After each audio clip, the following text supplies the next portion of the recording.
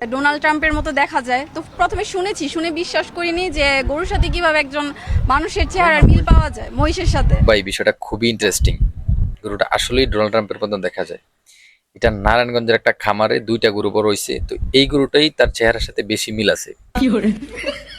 তো বাংলাদেশ তো এমনি তার প্রতি খেপা, যার এক গরু দিয়ে কোরবানি দেওয়ার সামর্থ্য আছে সেটারে কিনা নিয়ে বিসমিল্লাহ করে ডোনাল্ড ট্রাম্পের কোরবানি দিয়ে দিল। তাতে কি পাউডার না মেকআপ?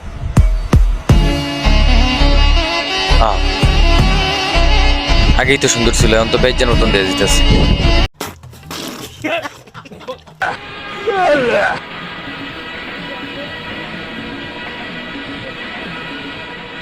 और अभी तो रुको, क्लाइमैक्स अभी बाकी।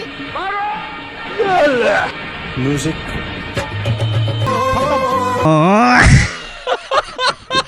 কাস্টমার গুলো কি হোটেলে ডাইরেক্ট আসেন, আপনারা নিয়ে আসেন?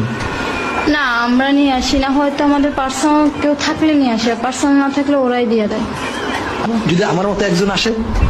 আলহামদুলিল্লাহ। মালাম সাহেব, আপনার মতন একজন আসতো কেন? আপনি তো চলিয়ে এসেছেন, শুধু নিয়তের গলদ। নিয়তটা করে পেলেন।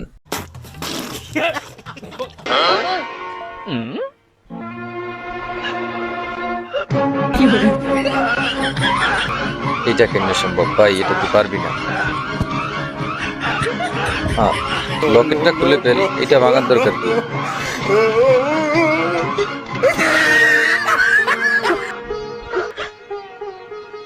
চিন্তা করতে পারেন, তো জেলে থাকার দরকার কি? জেলে থেকে বের হয়ে যা।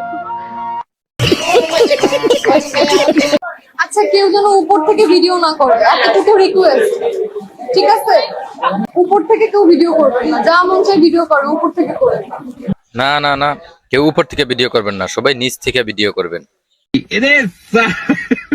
তাহলে কামটা করলো কি? যে পোশাক পরে আইছে এত উষ্টা খেলেই খুলে